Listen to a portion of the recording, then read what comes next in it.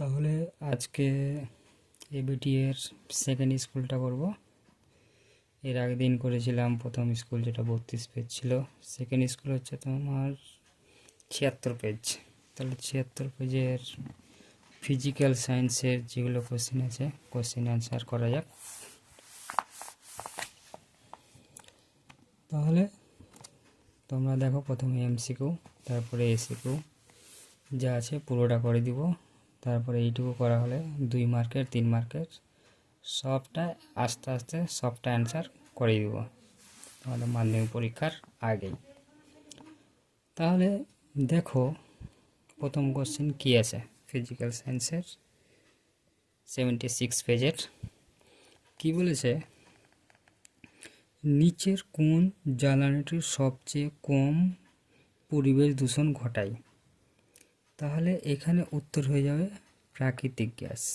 Diesel আছে, diesel প্রচুর ধোঁয়া উৎপন্ন করে। কয়লাতেও প্রচুর পরিবেশ দূষণ করে। কেরোসিনেও প্রচুর পরিবেশ দূষণ করে।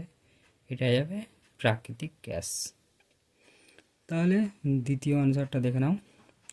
বয়েলের সূত্র অনুসারে পি বনাম ভি লেখচিত্রটির প্রকৃতি হবে সমাপরাবৃত্ত।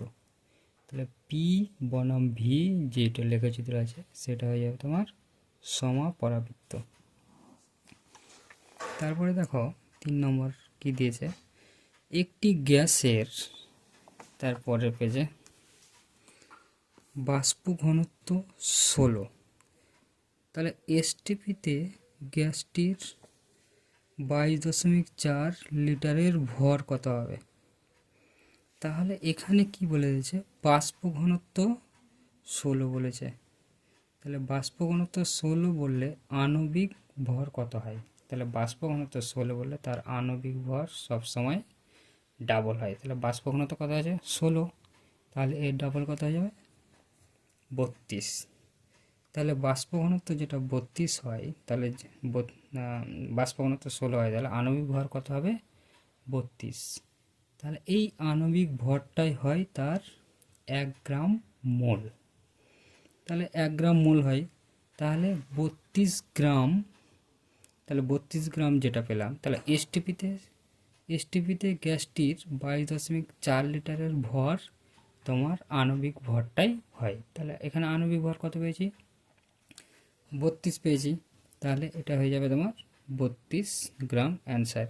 কিন্তু এই অ্যান্সারটা তোমাদের টেস্ট পেপারে ভুল দেওয়া আছে। তাহলে এটা ভালো করে দেখে নাও, এটা 32 হবে অ্যান্সার। তারপরে দেখো, তাপ সঞ্চালনের কোন প্রক্রিয়াতে মাধ্যমের কণাগুলির স্থানচ্যুত হয়? তাহলে এইটা হয়ে যাবে তোমার পরিচলন। পরিবহনে কণাগুলির স্থানচ্যুত হয় না, আর পরিবহনে তোমার পরিচলনে স্থানচ্যুত হয়। তাহলে অ্যান্সারটা হয়ে যাবে বি। তারপর দেখো, হ্যাঁ এই কোশ্চেনটা ভুল দেওয়া আছে, সরি, ওটা বললাম, ওটা ঠিক দেওয়া আছে টেস্ট পেপারে। এই কোশ্চেনটাতে তোমাদের টেস্ট পেপারে এই পরিবহন অ্যান্সার নিয়েছে, কিন্তু পরিবহন অ্যান্সার হবে না, এটা পরিচালন অ্যান্সার হবে। তোমরা বইয়ে দেখে নিবে ভালো করে, তাহলে বুঝতে পারবে এটা পরিচালন হবে। পরিবহনে কণাগুলোর স্থানচ্যুত হয় না, কিন্তু পরিচালনে একমাত্র হয়। তারপরে দেখো 5 নম্বরটা কি বলেছে। 5 নম্বর বলেছে, আলোর কোন ধর্মের জন্য দিনের বেলায় আকাশ নীল দেখায়? তাহলে এটা হয়ে যাবে বিক্ষেপণ। তারপরে 6 নম্বর কোশ্চেন, সবুজ কাঁচের মধ্যে দিয়ে লাল ফুলকে দেখলে তা কোন বর্ণের দেখাবে? সেটা হয়ে যাবে কালো। এটা তোমরা বাড়িতেই টেস্ট করতে পারো। লাল বর্ণের যে কোনো ফুল বা গোলাপ ফুল বা গাঁদা ফুল, এই সমস্ত জিনিসের ক্ষেত্রে তোমরা সবুজ কাঁচের ভিতর দিয়ে দেখলে সেটা কালো রঙের দেখাবে। তাহলে কোনো পরিবাহীর মধ্যে দিয়ে তড়িৎ প্রবাহ মাত্রা দ্বিগুণ করা হলে নির্দিষ্ট সময়ে উৎপন্ন তাপ কত হবে? 4 গুণ হয়ে যাবে। তাহলে তাপটা কত হয়ে যাবে? 4 গুণ। তাহলে 8টা দেখো, বিভব প্রভেদ পরিমাপের যন্ত্র হলো ভোল্টমিটার। ভোল্টমিটার হচ্ছে বিভব প্রভেদ পরিমাপের যন্ত্র। তারপর হচ্ছে 9 নম্বরটা দেখো, নিচের কোনটি তেজস্ক্রিয় পরিমাপের একক? তাহলে তেজস্ক্রিয় পরিমাপের একক হলো বেকারেল। তারপরে 10 নম্বর কোশ্চেন, নিচের কোনটি সন্ধিগত মৌল? তাহলে সন্ধিগত মৌল হয়ে যাবে তোমার এপি, লোহা। সন্ধিগত মৌল আমরা জানি 3 গ্রুপ, তো গ্রুপ 3 থেকে 12 পর্যন্ত যে সমস্ত মৌল পড়ে সেগুলো হচ্ছে সন্ধিগত। তাহলে এটা হয়ে যাবে এপি। নিচের কোনটি তড়িৎযোজী? তাহলে এখানে তড়িৎযোজী হবে K2O। এগুলো সবটাই ভেঙে ভেঙে তোমরা দেখতে পারো যে কোনটা তড়িৎযোজী কোনটা সমযোজী। তাহলে এইটা হয়ে যাবে তড়িৎযোজী। তাহলে 12 নম্বর অ্যান্সার, গ্যালভানাইজেশন প্রক্রিয়াতে লোহার ওপর প্রলেপ দেওয়া হয় জিঙ্কের। তারপরে এখানে 13 নম্বর বলেছে, NH3 গ্যাসকে শুষ্ক করতে নিচের কোনটি ব্যবহৃত হয়? তাহলে সেটা হয়ে যাবে ক্যালসিয়াম অক্সাইড, CO। সেটা হয়ে যাবে তোমার ক্যালসিয়াম অক্সাইড, CO। তাহলে 14, বক্সাইট কোন ধাতুর আকরিক? তাহলে এটা অ্যালুমিনিয়াম হয়ে যাবে। তারপরে মিথেন যৌগে HCH বন্ধন কোণের মান কত হবে? এটা হয়ে যাবে তোমার 109 ডিগ্রি 28 মিনিট। তাহলে এখানে 90 তো হবেই না, 120ও হবে না, 180ও হবে না।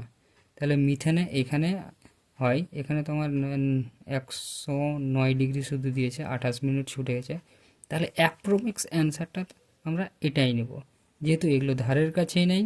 109 ডিগ্রি 28 মিনিট আমরা জানি, তাহলে এখানে 28 মিনিট যেহেতু দেয়নি, তাহলে এই অ্যান্সারটাই আমরা নিব।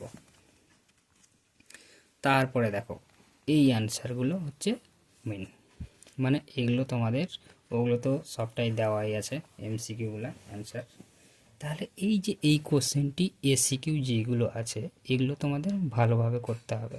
কেন? এইগুলো অ্যান্সার নাই, তোমাকে হয় বইয়ে খুঁজতে হবে, না হলে কারো ভিডিও দেখতে হবে, তাহলে তোমাদের অনেকটা সুবিধা হয়ে যাবে। তাহলে দেখো, তবুও ওখানে ABTR টেস্ট পেপারে অনেক অ্যান্সার ভুল আছে এই MCQতে। তাহলে দেখা যাক 2-এর অ্যান্সারগুলো। তাহলে বায়ুমণ্ডলের কোন স্তরে ভ্যান অ্যালেন বিকিরণ বয়ল দেখা যায়? তাহলে এইটার অ্যান্সার হয়ে যাবে ম্যাগনেটোস্ফিয়ার। তাহলে সবাই অবশ্যই মনে রাখবে ম্যাগনেটোস্ফিয়ার। 2 নম্বর, ওজোন মণ্ডলের ওজোন গ্যাসের ঘনত্ব কোন এককে মাপা হয়? এটা হয়ে যাবে অ্যান্সার তোমার ডপসন। তারপরে CGS পদ্ধতিতে সার্বজনীন গ্যাস ধ্রুবকের মান একক সহকারে লেখো। মানে CGS পদ্ধতিতে সার্বজনীন গ্যাস ধ্রুবকের মান বলেছে।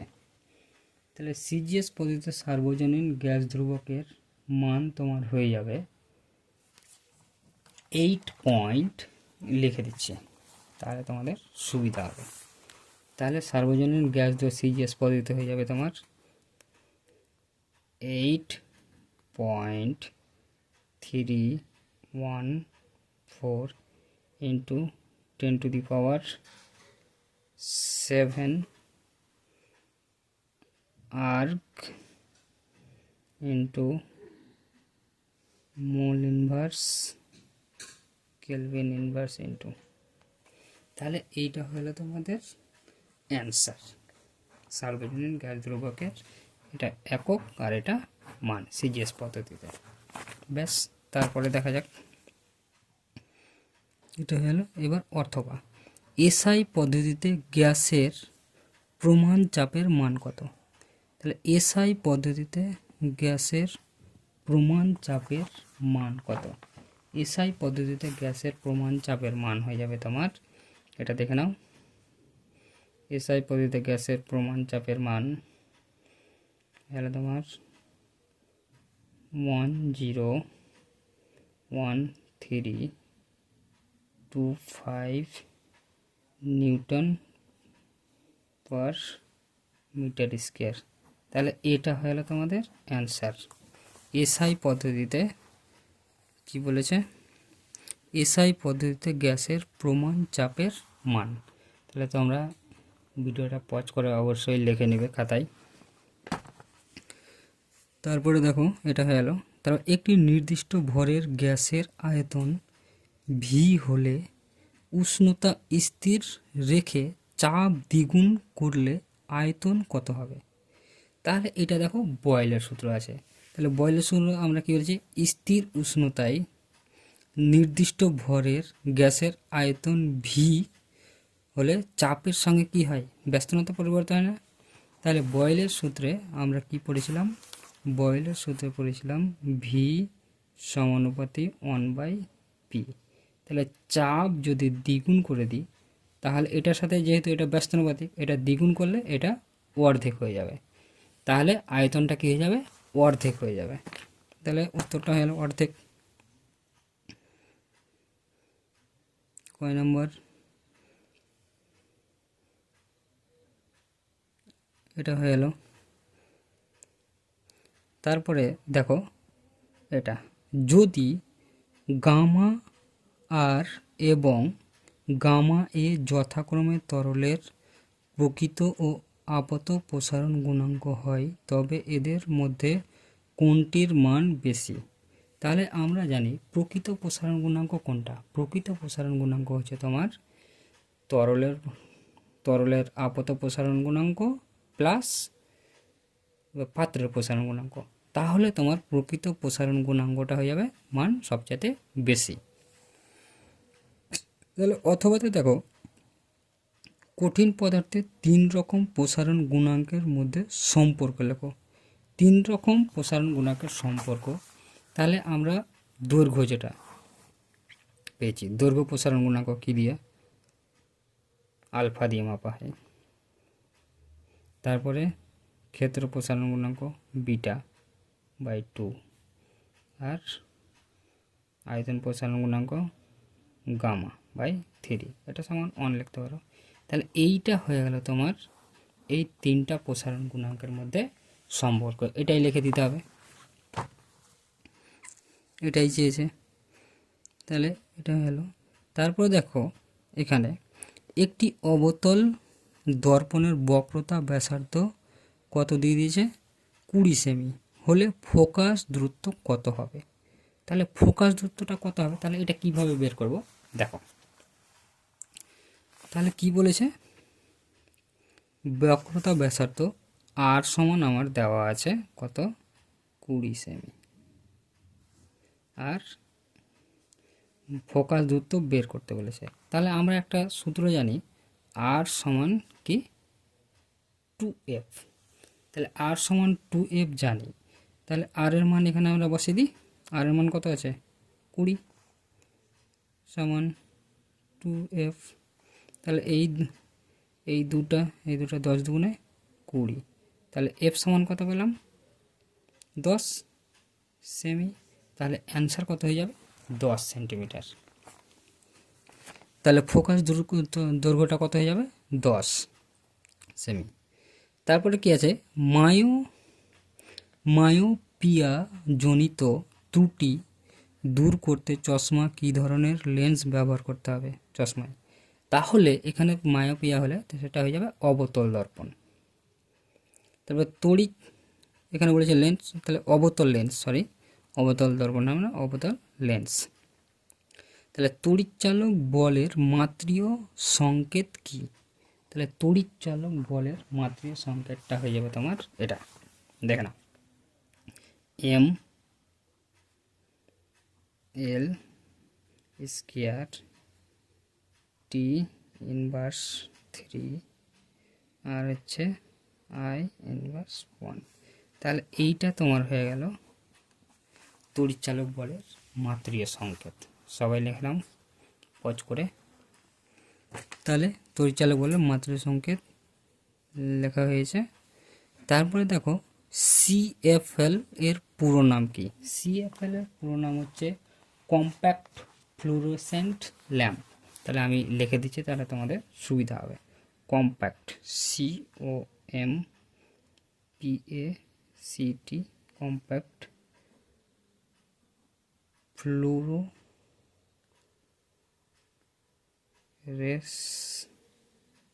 Fluorescent lamp.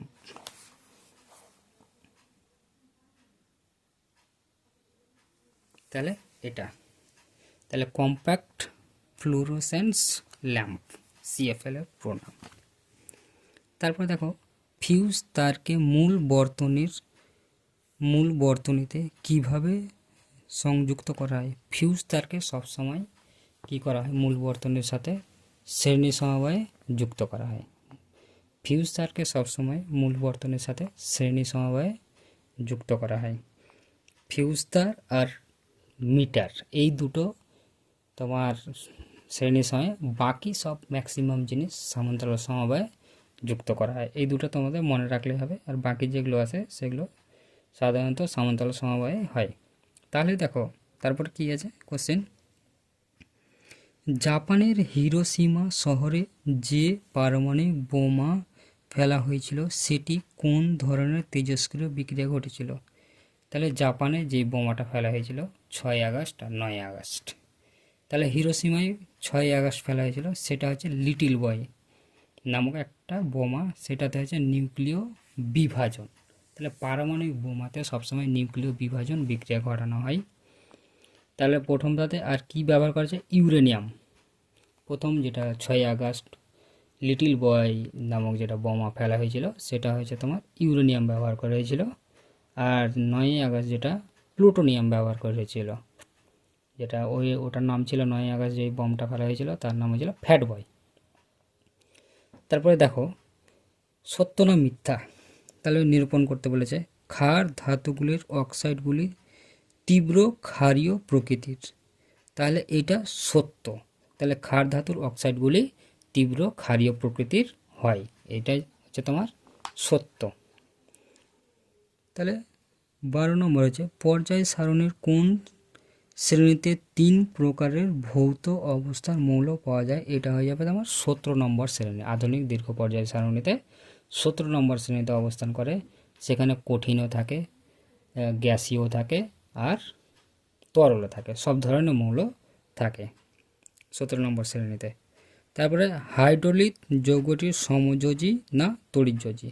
তাহলে হাইড্রোলিক হচ্ছে CaH, এটা হচ্ছে তোমার তড়িৎযোজী।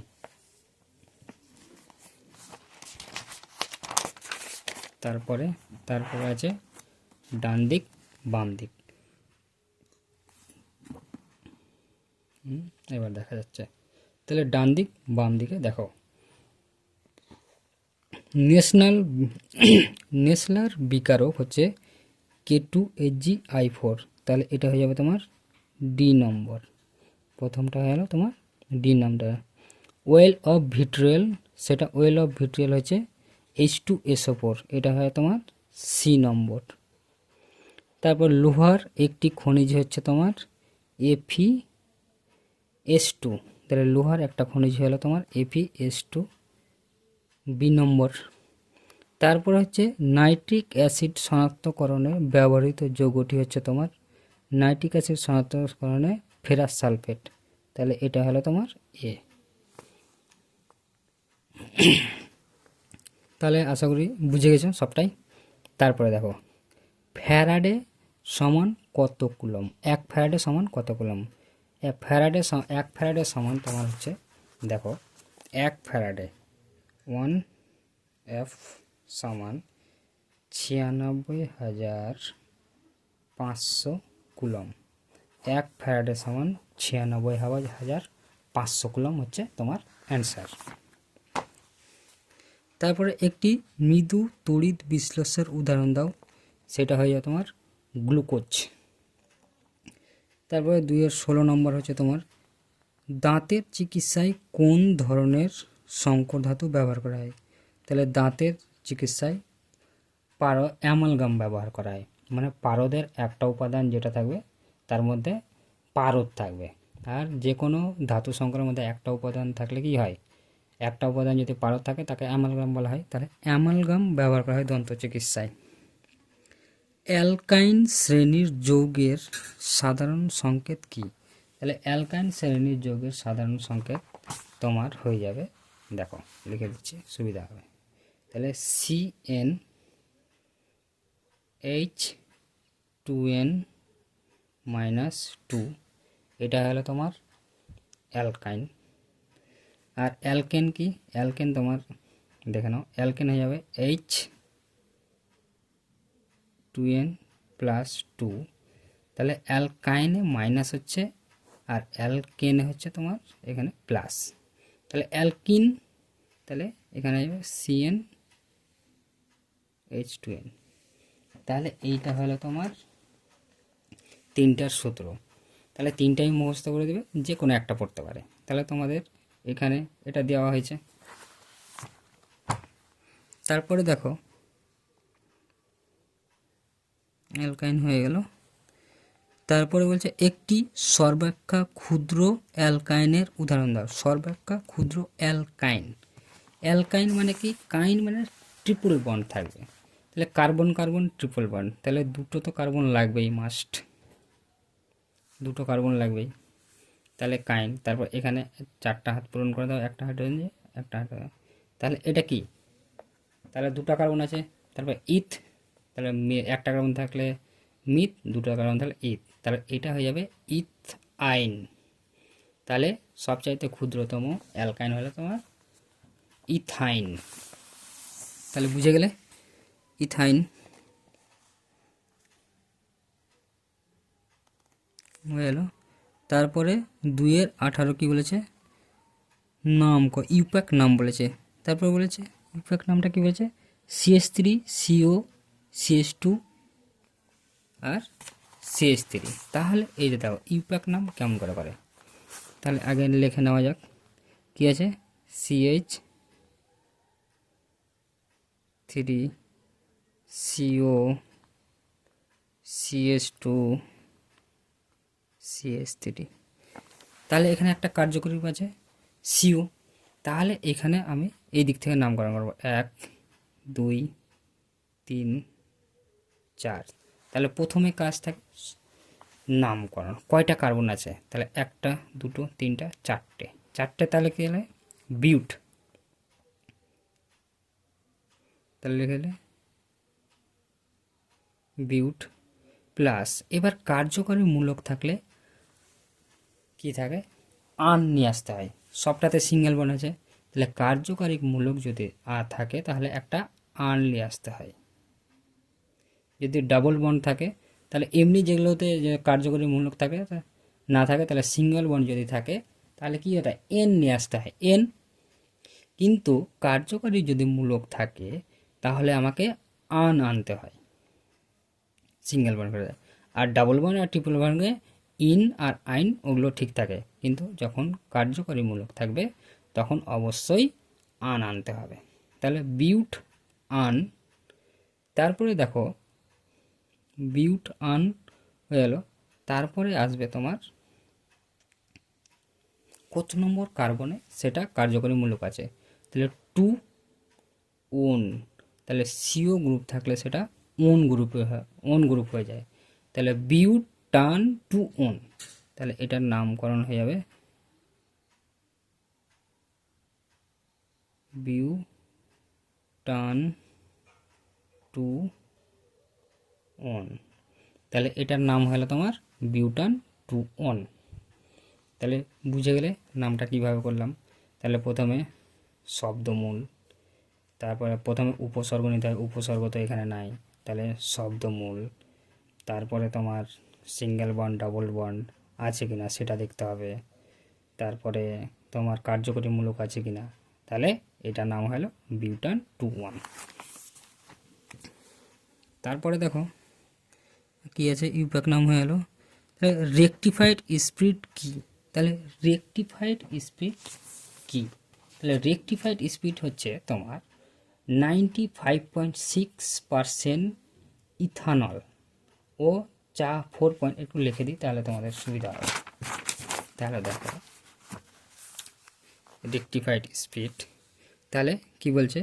95.6% ইথানল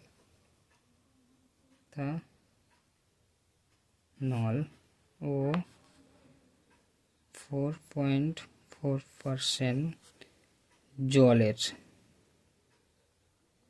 জলের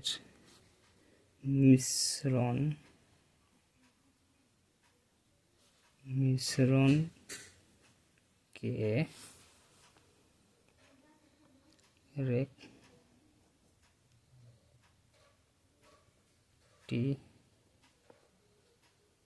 রেকটিফাইড স্পিরিট